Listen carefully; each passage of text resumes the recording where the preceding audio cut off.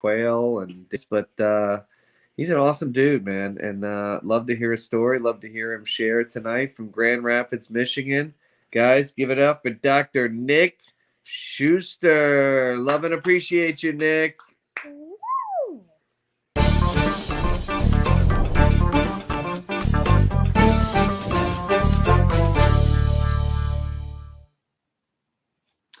Hello, hello. Good evening, guys. I hope I can get an alert here. I accidentally muted the mic and then unmuted it, so I think I'm good to go now. But thanks, Brian. Thanks, Kat, for doing this. I appreciate everybody involved in DE, and I usually I used to do these calls a little bit more often. It's been a while, and every time I go to do one, I just am reminded of all the stuff that I appreciate about DE. I'm going to talk about a bunch of different stuff tonight, and my goal is to make it for 15 or 20 minutes. Usually I'm pretty short and sweet, so I'm going to try to hold out a little longer. But yeah, I'm always reminding myself of why I love DE, how important it is. And what I'm going to try to talk about tonight is going to be just lessons I've learned from DE. It's easy to talk about stuff. As I was thinking about this, I thought I could talk about just different aspects of DE in general, but I was just going to talk about what's meant the most to me in my journey. And that'll be the easiest thing to share about, and I know it'll help somebody, because my story in practice is pretty typical, I think, of chiropractic. Kind of reminds me of patients of ours that don't don't always follow direction in the beginning, and then eventually they get it and start coming in, start following instructions, start getting adjusted, and they start to get good results. And to them, it's like, wow, it's working now, and it's honestly, that's kind of been a little bit of my walk with DE, is that I was inconsistent in the beginning. And even before DE, I was in practice and just struggling because just didn't have direction, and so my first intro to DE was a friend of many at DE, Tim Langley, and I met him on Facebook. Like a lot of chiropractors, he invited me to a group, and I wound up just coming to DE because when I called him and asked him for advice, he just said, come to DE, and that's where I learned, I think, the first lesson of DE, and that's just that everybody there wants you to do well. No one's there to take from you. Everyone's only there to give to you and to help you become who you want to be.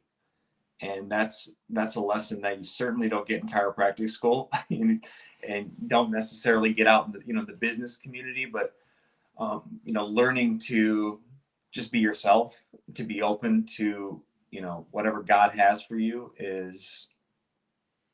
it's become easier for me, but it wasn't always easy in the beginning. And I learned that lesson about giving from DE because I came down. I think my first DE was, I said, hey, Tim, I honestly can't really afford it. And he said, just come down, find a way to get here. I got there, and I think, he had paid my registration. He had found me a place to stay, and I don't know what he saw in me, but he helped me. And it made all the difference in getting me there. And, I got connected there, and it took me a couple of years to really get going, but wound up in a associate position through another DE doctor, Dr. Rassel, Dr. Denise Rassel, actually.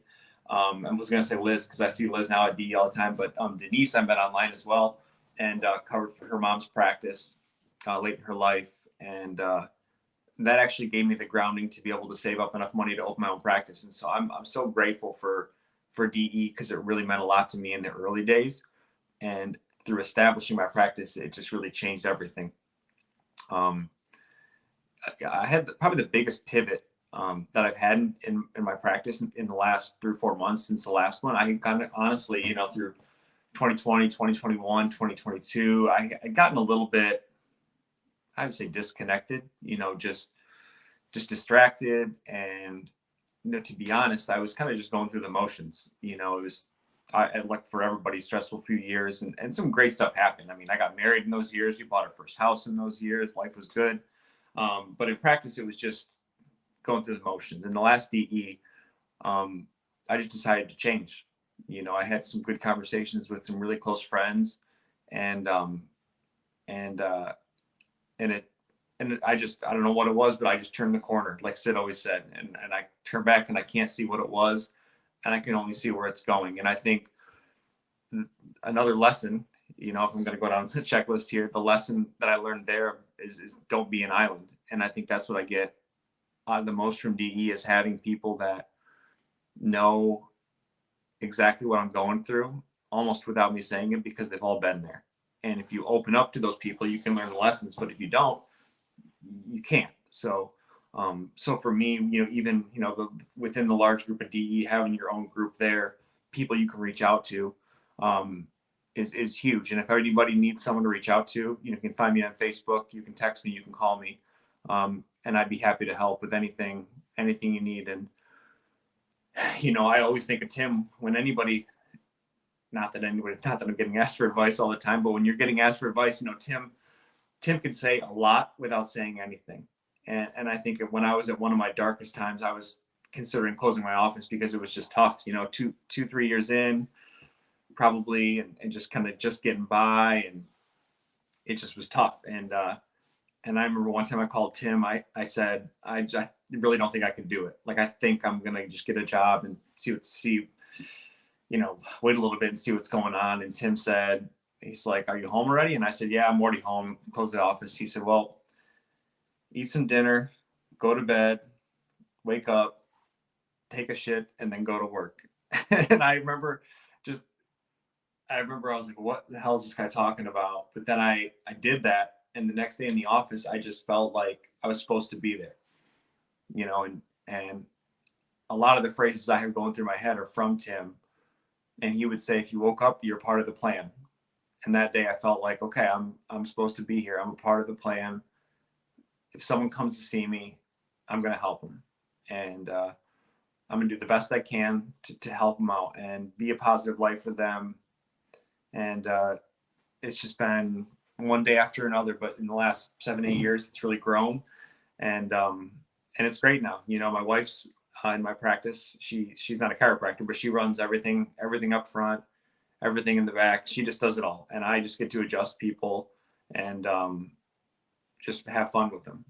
I joke a lot about on Wednesday. So tomorrow I'll be in the practice by myself. I'm there all day, all alone. And my wife stays home. She works on, behind the scenes stuff. She works on taxes.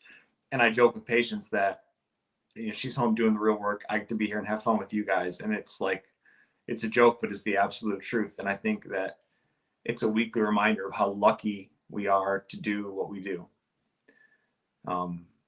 It really is pretty wild, because I have friends in every trade, every profession, and to have the freedom we have in our practice to speak the truth to people, have a physical application of that, the adjustment, and then we just give them hope and we say, "See you tomorrow, see you next week." They're happy to be there. It's pretty wild. It's not to say that it's easy, because I'll be very honest, it took me years to get to the point where I was paying the bills, years to get to the point where I had a little bit of freedom, to now, it takes time. I know there's someone out there. I used to call into these calls before I ever came to DE. It does take time, and another quote, well, Tim used to say it, but it's from the Bible. It says, "Do not grow weary in doing good, for at the proper time you will reap a harvest if you do not give up." And I thought of that quote. I thought of that scripture daily for years, weekly for years after that. And now I think about it now, because as you grow, it's always changing. The target's always moving. And, you always want to be growing, always want to be improving. And for me, it's just about finding the right motivation, and so for now that I've got my awesome wife, we've got our home, it's just about trying to create more freedom for our family, and that's just done by creating more freedom for the patients that come to our office. One of my favorite books is that Abundance for Chiropractors books. I've got it right here, a little copy that I've carried around I think I made it myself online, but it's, it said to make more money, you got to make more people money. So to create more freedom in my life, I got to free them up a little bit, and that doesn't mean holding their hand and teaching them to do every little thing to be healthier. It means that giving them tools to utilize themselves to get healthier, to have more freedom in their life. And a big part of my practice is I do have I still call it a membership practice. I learned that from Tim.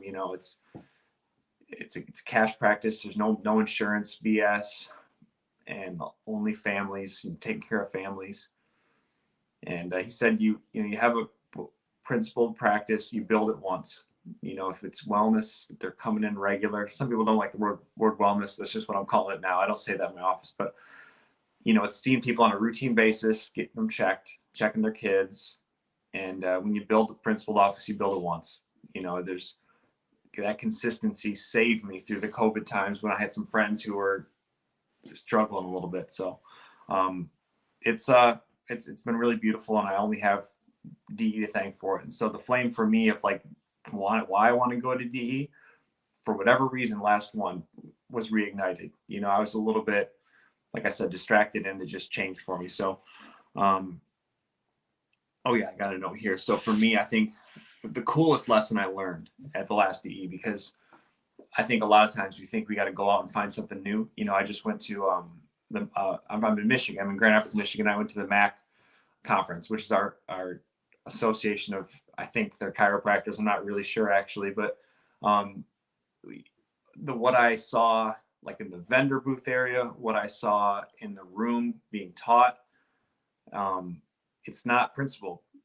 It's the next thing. And to be honest, it's not, a lot of it's not even the next thing. There was a guy that his main foundation was foot levelers. And I mean, not to knock it if you do it, not to knock orthotics or good shoes, but it's like he was like acting as if he had discovered something brand new and it was going to revolutionize things. And if you weren't doing that, you weren't taking care of your people. And we had his big protocol, the pillow, the shoes, the things, everything, welcome packet for a new patient that was going to change them. And I think the coolest thing about being a principal chiropractor and is that the answer for me, whenever the practice isn't growing, I'm not getting the results, whatever it is, the answer is always returning to the basics every time.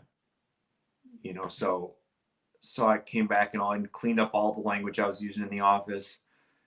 It just got really simple. Told people, it's like I focused it to, hey, greet them, say hello, but get them checked, explain why I'm adjusting them, give them hope for the adjustment in their progress, and say goodbye. And then also anything that I could say to a member, I can apply to anybody. That was a lesson I learned back at DE. I think I heard Joe Curso say it on a talk somewhere. It's just always stuck with me, is that principle is saying something to anybody that you can say to anybody. Someone asks you a question, it replies, it works for everybody. So just cleaning up the language. So I simplifying things and going back to the basics. And I think that's what I get from DE is the inspiration. I also talked to members about that. I came back and I wanted to change and I was ready to change. And I didn't tell people, oh, I went to CEs, and they all say, what did you learn? And I started saying, I really didn't learn anything new, but I came back inspired to really help you change. I came back inspired to help. I feel God more in my life and in my practice and in my family. And I'm just ready to take care of people. And it's wild that simple thing, really changed my office. It allowed people opened up to me in new ways and tell me, I don't know, I just connected with them again. So I appreciate everyone that was at the last DE. I look forward to the January one. I can't wait. I'm going to get my tickets, and not just because it's snowing over here in Michigan already, but that does help because it'll be nice to see the sun. But I wanted to finish with, I had written it down. I'd actually put it on my phone, but I realized I can't use my phone. I'm on the call, but I had a quote pop up that I read. My trainer, the guy I've been seeing, I know it's not obvious that I go to a trainer, but he posted this, and it really resonated with me, and it resonated with the message I was going to share tonight with. But it starts out and it says, we should strive to be ourselves. and it was an all-encompassing like life quote. So we should strive to be ourselves. You should decide how you want to live, and then see what you can do to make a living within that way of life. It's Hunter S. Thompson, and I just think when I read that's us. We are so lucky we have, a lifestyle, a principle that we live within, and it has so many answers to every other area of life, whether it's financial or fitness or nutrition or your spiritual life. And then we have a direct application of how we can help people to achieve it. And all we get to do is adjust them and share that message with them and give them hope. And the better we are at that, the more confident we are at that, the more people we can help. And I just feel super lucky, to be a chiropractor. And that's coming from somebody who didn't always feel that way.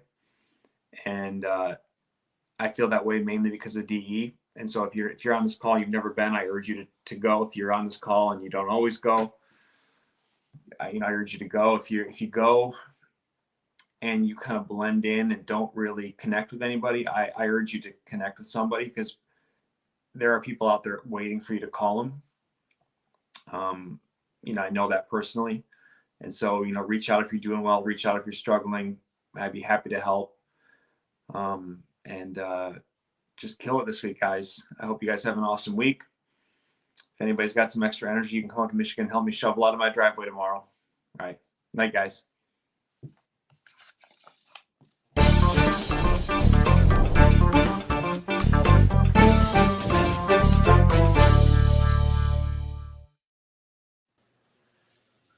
Dude, Nick, that was an awesome call, buddy. Thank you so much. My pleasure. My kids really want to see snow, so I'll be up there tomorrow morning to help you shovel up. I got plenty of work for them. We can make it snow. Literally, like, I have to take a trip like next month just to show them snow, because Florida, we don't have snow, so they have to know it exists. So we'll look at Michigan, see what the flights look like there. But great call, man. Great. I didn't know all that about you. I didn't know about your connection with Tim Langley. Nice to know he's still making an impact from beyond the grave. Think about Tim every day, man. That's awesome, man. What a great call. And the thing that kept coming up to me was the blessings for obedience.